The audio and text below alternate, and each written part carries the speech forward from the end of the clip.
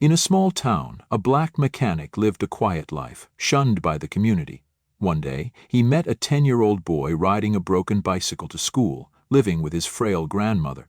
The man called him over and fixed the bike for free, but then his grandmother passed away and he was taken to an orphanage. Years later, he returned as someone entirely different, a CEO. He brought the mechanic home and called him father. Before we dive in this story, let us know where you're watching from. We love to hear your thoughts. There was a forgotten corner at the edge of a small southern town, where time moved slower and kindness was often buried under layers of rust and suspicion. A narrow road curved past overgrown lots, a crumbling gas station, and a diner that still displayed a faded "Whites Only" sign in its storage window. Left there, they claimed, as a reminder, though no one ever took it down. Children crossed the street to avoid the sidewalk outside the shop with peeling blue paint. Dogs barked when they passed by, and grown men lowered their voices when they mentioned the man who lived there alone. The place was called Earl's Garage, though no one ever called him Earl to his face. Some called him the old black mechanic, others just that guy. Most pretended he wasn't there at all. He didn't advertise, didn't ask for business, and didn't step inside the diner across the street, even when it rained. He didn't belong there, and everyone made sure he knew it. The garage itself was a relic from another time, its sign half faded, its windows smudged with dust and time.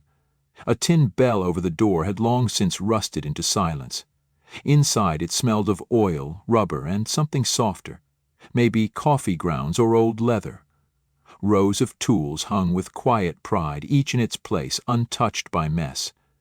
There was a small cot in the back room, a single coat on the hook, and a radio that played old soul songs on low volume, as if afraid to disturb the air. Earl was in his early 50s, though he looked older in the harsh southern light, his skin dark and sun-creased, hands wide and calloused like bark.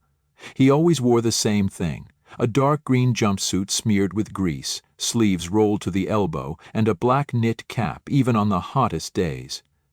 He didn't smile much, and when he did, it came slowly, like an engine learning to turn over after a long cold spell.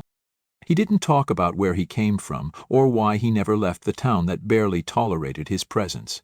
Maybe it was because of the memories sealed behind the garage door, or maybe because he'd seen too much of the world to believe any other place would be kinder. Either way, he worked, quietly, thoroughly, with a patience most people no longer had time for. He never refused a customer, though few came. Those who did, mostly other black folks or young men who hadn't yet learned to judge a man by the color of his skin, always left with their cars running smoother than they expected. And when someone spit near his feet or called him boy, he didn't flinch. He simply turned back to his work.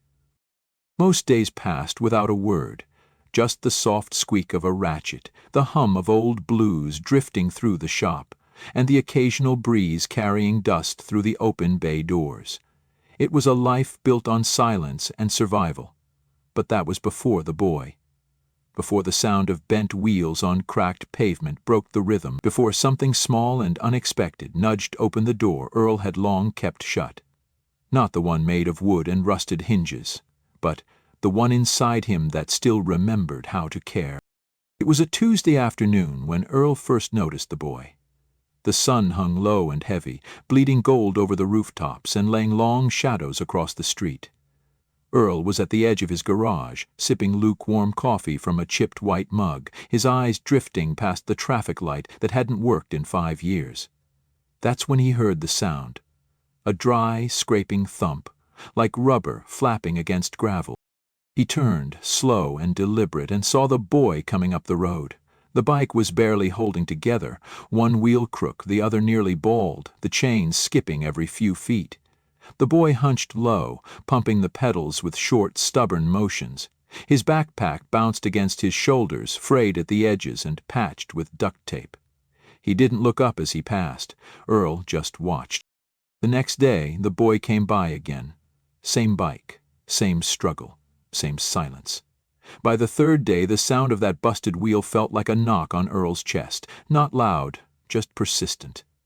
When the boy passed by that afternoon, pushing the bike instead of riding it, Earl stepped out farther than usual. "Hey," he called, not loud but clear. The boy stopped, startled. He looked no older than 10, small for his age, dust on his cheeks, shoes too big, one red, one blue, both worn thin. He blinked toward the voice, cautious. "That thing's got nothing left on it," Earl said, nodding toward the bike. "You're going to break your legs before you get to wherever you're going." The boy shifted, clutching the handlebars like they were an anchor. "I'm fine," he said quickly. His voice was soft but firm, the kind of voice that had learned to survive without asking for much. "It still rolls." Earl took a slow step forward, wiping his hands on a rag. "Where you headed?" "Home," the boy answered, eyes flicking toward the cracked sidewalk behind him. "From school. I live with my grandma. She's sick. I gotta cook for her." Earl didn't reply right away. He looked down at the bent wheel, then back up at the boy. "Bring it here. I'll take a look." The boy hesitated. "I don't got money." Earl gave a dry huff of breath, somewhere between a chuckle and a sigh. "Ain't about money. I got some parts folks left behind. Stuff too busted for them, not too busted for me." He pointed toward the shop. "Come on. Won't take long." Still, the boy didn't move. Earl studied him more carefully now. His shirt was 2 sizes too big, sleeves rolled up past the elbows. There was a rip near the collar, stitched by hand. His knees were scraped. The way he stood, straight-backed, guarded but polite, reminded Earl of something. Someone. Maybe just himself a long time ago. "I don't bite, kid," Earl said. "You can wait by the door if that feels better." The boy nodded once, then slowly rolled the bike into the shade of the shop. He stayed just outside, standing stiff like a soldier at post, backpack hugged tight to his chest. Earl crouched down beside the bike, gently twisting the front fork, checking the spokes. The rim was bent, the inner tube beyond patching. But he had a spare, somewhere in the back. He always did. "What's your name?" Earl asked, not looking up. "Marcus?" "You talk like a grown man, Marcus." The boy didn't answer. Earl didn't expect him to. He disappeared into the garage for a moment, came back with a dusty tire and a new inner tube. He worked in silence, his hands moving with quiet precision. The boy watched every motion like it was a lesson being given just for him. After a while, Earl spoke again. "You always ride that far to school?" "Yeah." "How far is it?" "About 3 miles, maybe more." Earl glanced up. "Every day?" Marcus nodded. "And your grandma don't drive?" "She can't walk much. I leave food before I go." Earl didn't say anything after that. He just worked faster. By the time the new tire was on and the frame straightened, the sun had dropped behind the buildings and cast long amber shadows across the floor. Earl wiped his hands, then stepped back. "There," he said. "Won't win you any races, but it'll get you home without throwing you off." Marcus stepped forward, cautious, touching the handlebars like he didn't want to disturb the fix. "Thank you," he said quietly. "You hungry?" Earl asked, surprising even himself. Marcus shook his head. "No, I need to get back. Grandma might be waiting." Earl nodded once. "Come by if it starts acting up again, or if anything else breaks." Marcus paused, looking up. "You sure I don't owe you?" Earl met his eyes. "You already paid me. You listened." The boy stared at him for a beat, then gave the smallest smile, barely there, but enough. He climbed onto the bike, balanced it for a second, then pedaled off. The wheels rolled smoother now, whispering against the pavement. Earl watched until he disappeared down the road. That night, Earl didn't turn on the radio. He sat on the steps outside the shop, mug empty in his hand, thinking about the boy with the mismatched shoes and the steady eyes. He didn't know why it stuck with him so much. Maybe because no one else had ever stood that straight in front of him before. Maybe because no one else had looked at him with quiet trust instead of fear or pity. He didn't expect to see Marcus again. Most people passed through. Some never looked back. That's how things were in this town, especially for men like Earl. He had learned not to expect much from others. But something about the way that kid held his backpack, the way he said thank you like it actually mattered, settled into Earl's chest and stayed there. like the sound of that broken wheel. Quiet but persistent. Earl didn't expect the boy to come back, not really.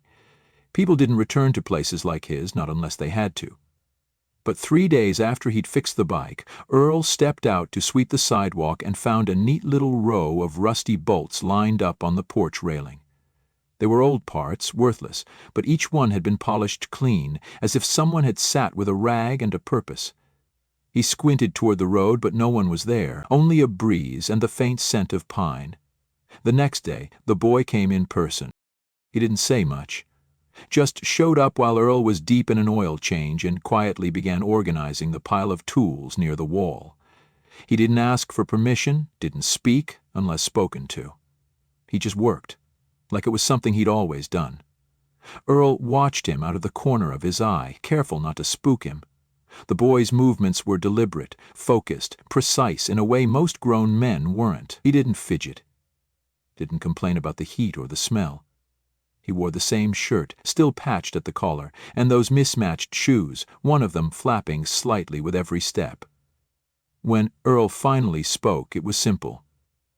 "You know the difference between a socket and a box wrench?" Marcus nodded. "Kinda. I seen videos." Earl handed him both, nodded toward the shelf. "Sort 'em, small to big, keep the teeth clean." That was how it started. No arrangement, no deal, no talk of payment. Just two people in the same space, moving around each other like old tools in a drawer, well worn and useful even if a little bent. Over the next few weeks, Marcus came by nearly every afternoon. Not every day, but often enough that Earl noticed when he didn't. He'd arrive sometime between 3 and 4, usually right after school, and stay for an hour or so. Never long enough to be a bother, never short enough to feel like nothing. Sometimes he swept the floor. Sometimes he wiped down the old tires leaning against the wall. He never touched anything without checking first. He always asked questions with his eyes, never his mouth. One Friday, while Earl was adjusting a carburetor on a '93 Chevy, he looked up and found Marcus watching him closely, arms crossed over his chest, backpack resting at his feet. Earl raised an eyebrow. "You ever want to learn this for real?" Marcus hesitated, then nodded. "Yeah, I think I do." Earl motioned him over. "Bring that stool." That afternoon, Earl taught him how to change oil without spilling a drop. He showed him how to listen, really listen, to the hum of an engine, to the way metal talks when it's tired. Marcus took it in like a sponge, nodding when he understood, tilting his head when he didn't. There was something in the boy's focus, a kind of reverence, as if what Earl did was art, not labor. As days passed, their silences became conversations in themselves. Earl didn't ask about school, or about home, or about the grandmother Marcus always mentioned in passing. He didn't need to. The boy's eyes said enough. Some days they held a weight that felt too old for 10. Other days there was a spark.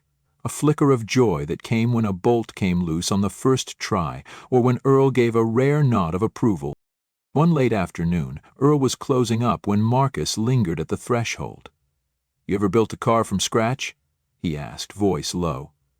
Earl scratched his chin. "Once. Long time ago. Why?"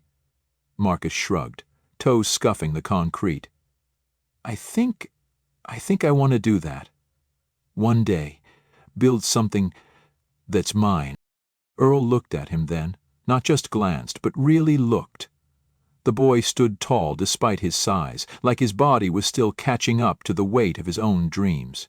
His backpack had a new rip, taped up with a strip of cereal box cardboard, but he stood with pride, with a kind of quiet dignity Earl hadn't seen in years.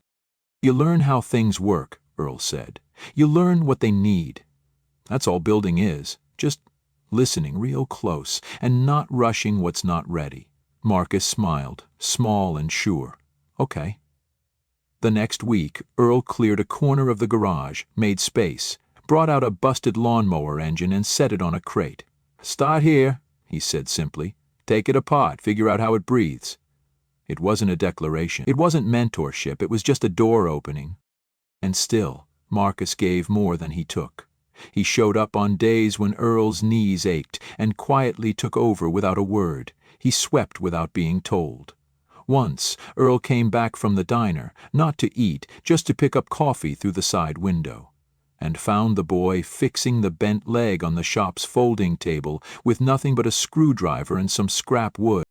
He was never in the way, and yet the space felt different when he was there, warmer, lighter, but the town noticed too. A white man from the hardware store glanced across the street one day and muttered under his breath, loud enough for Earl to hear, "Shouldn't be teaching him too much. Next thing you know, he'll think he owns the place." The world didn't react, not on the outside. But that night, as he sat on the back step smoking a rare cigarette, the words gnawed at him. Not because they surprised him, nothing surprised him anymore, but because of what they meant for the boy. The world was already trying to cut Marcus down before he had even begun to stand tall. Earl had lived enough years to know that every kind gesture had a cost when it came from a black hand in a white town.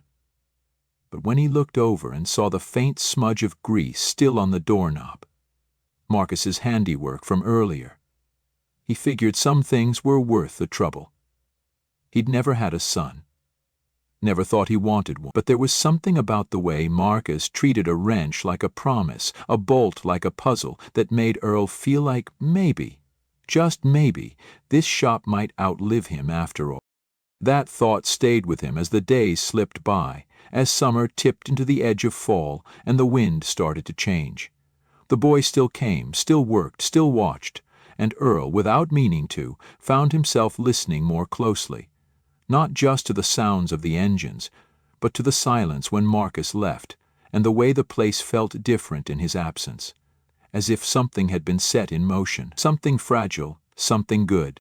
It started with a late arrival. Marcus didn't show up until nearly dusk that Friday, and when he did, his face was drawn, his eyes swollen from crying, though he tried to hide it behind his usual quiet.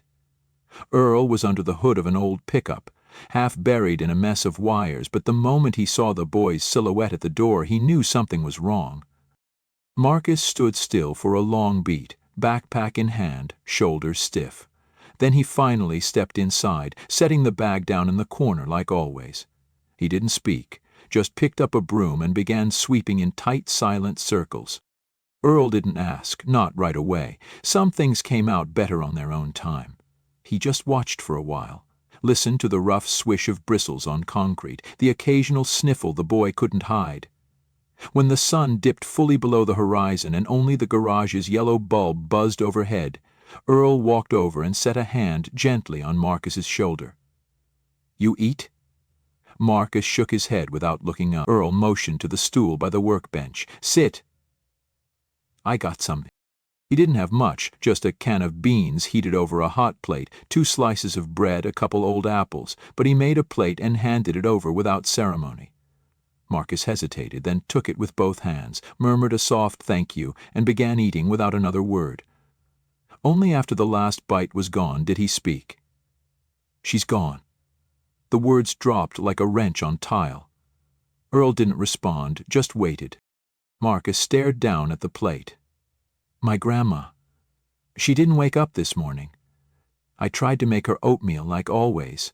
I thought she was just sleeping late. But she was cold. Real cold." Earl swallowed. He had no words that could fix the weight in the boy's voice. "I'm sorry," he said softly, the words falling useless into the thick, silent air. Marcus nodded, his fingers tightening around the edge of the stool. "I called the neighbor. She called someone else. Then people came. A van with no lights. They took her away. And then some lady in glasses showed up and started talking real fast, saying I had to pack a bag." His voice cracked there, just slightly.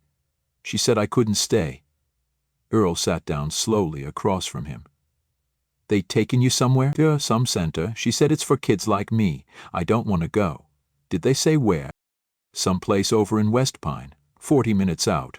He wiped his nose with his sleeve. "I asked if I could just stay here a few days, said I knew someone who could maybe help, but they wouldn't listen. They already had a car waiting."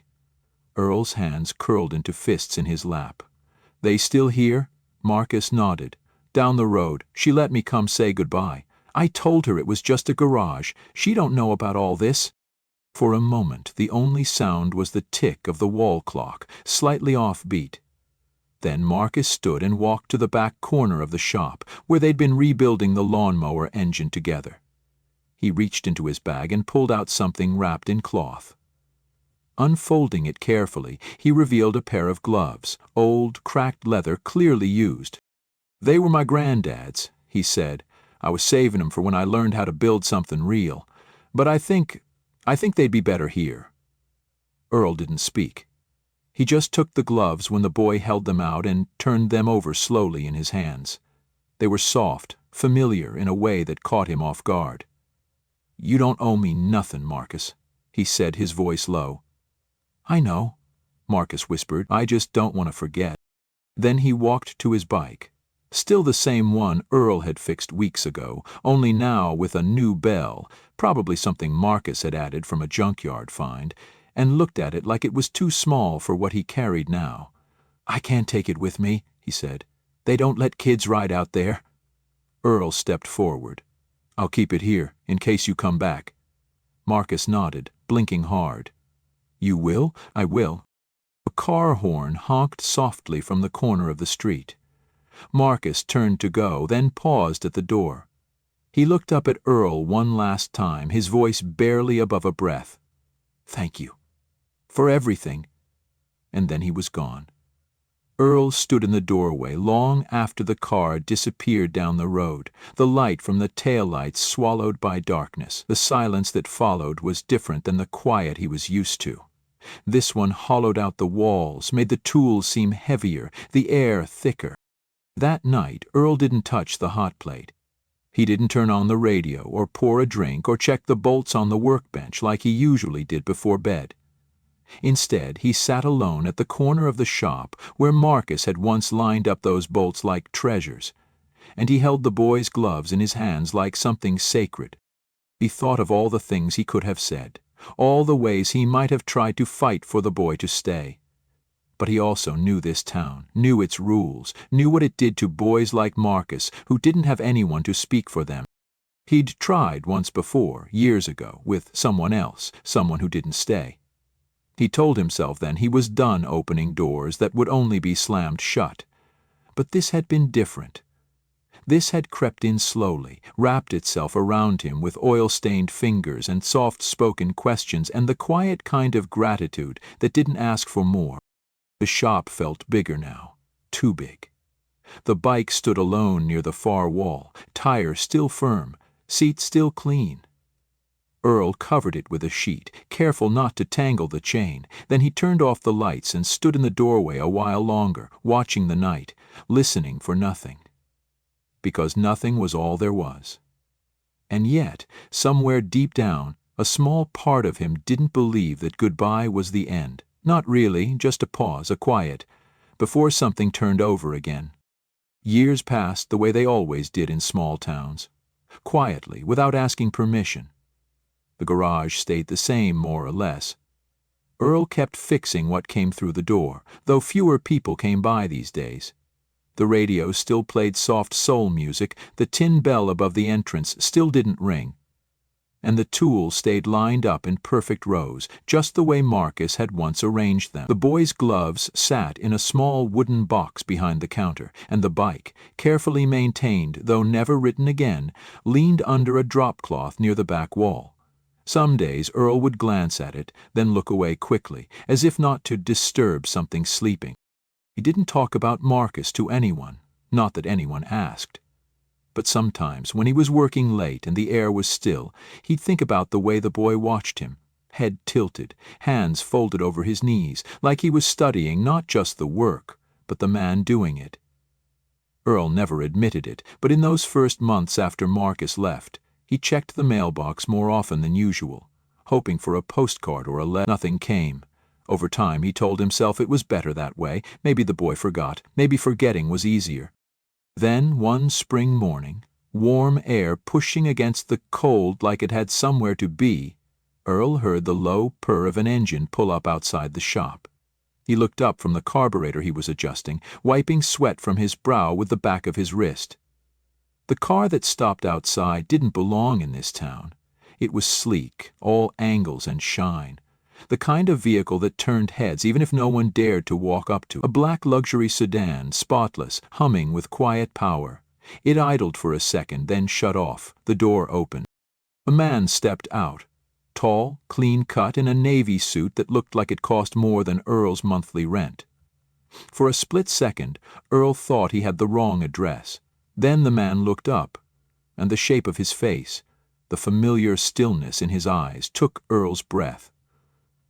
"Marcus?" he said, before he even meant to. The man smiled. It wasn't a big smile, but it was real, and it carried years inside it. "Hey, Earl." Earl stepped forward slowly, not trusting his legs. You're taller than I figured you'd be." Marcus chuckled. "You're exactly how I remember."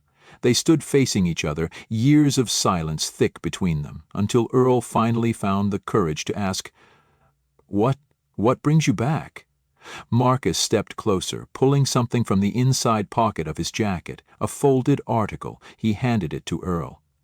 On the front was a glossy photo, Marcus standing in front of a brand-new automotive plant cutting a ribbon. The headline read, "Local Startup Shocks Industry, Young CEO Leads Electric Innovation." Earl stared at it, trying to make sense of the boy he'd fed beans to, now standing with mayors and governors. "This is yours?" "All of it," Marcus said. "The design, the plant, the hiring program. We even started a vocational school tied to the company." Earl shook his head slowly, disbelief and quiet pride wrestling in his chest. "You built all that?" Marcus nodded, piece by piece. "Like you taught me." Earl felt something catch in his throat but swallowed it down. "Why now?" he asked, almost afraid of the answer. "I've been looking for you," Marcus said, softer now. "It took time. The shop wasn't listed anywhere. You didn't leave much of a trail, but I never forgot." He paused, then added, "I wanted to come back when I had something to offer, when I could ask you something without it sounding like charity." Earl folded the article carefully, hands trembling, then looked back at the man in front of him. "You don't owe me anything, son." Marcus took a step closer. "I know. But I still want to give you something. A place. A home." Earl blinked, caught off guard. "You got a family now?" "I do," Marcus said, his smile softening. "Wife, 2 boys. One of them just started trying to take apart the toaster." He laughed, then grew serious again. "We have a house with a full garage, but it doesn't feel right, not without you in it." Earl didn't answer. His chest felt tight in a way he hadn't allowed for years. "I want you to come live with us," Marcus continued. "There's a workshop waiting. You'd be part of the company if you wanted. Or not. You could just rest, be with us." "Be my family." Earl's voice came low and rough. "You already got a father, Marcus." Marcus shook his head. "No. I had a grandfather who died before I knew what the word meant. I had a town that looked right through me, but I never had someone who saw me the way you did, who gave me something and never asked for anything back. I don't know what to call that except father." The word landed between them like thunder. Not loud, but shaking everything underneath. For a long time Earl said nothing. He looked down at his hands, still stained with grease, still worn from years of holding things together that wanted to fall apart. Then he looked up, into the eyes of the boy who had once swept his shop in mismatched shoes, and nodded slowly. "You still got that bike?" he asked, voice breaking just slightly. Marcus smiled. "You kept it?" Earl turned toward the back wall. "Never touched it. Been waiting for someone to come ride it home." Marcus's eyes glossed, and for a moment neither of them moved. Then Marcus crossed the space between them and wrapped his arms around the Earl, not a boy hugging a man, but a man embracing the only father he'd ever known. They stood like that for a while. No need for words. Later that week, Earl closed the shop for good. They packed the tools together, every wrench and socket wrapped with care, the gloves placed last on top of the box like a seal. The sign stayed up, though, the faded Earl's Garage still hanging above the door. Marcus said it should stay as a tribute. But at the new home, in a gleaming new workshop with polished floors and bright lights, there was a fresh sign above the bench where Earl liked to sit. It read, "Earl's First Garage," because every beginning deserves to be remembered, and every quiet act of love deserves to echo for a lifetime. Join us to share meaningful stories by hitting the like and subscribe buttons. Don't forget to turn on the notification bell to start your day with profound lessons and heartfelt empathy.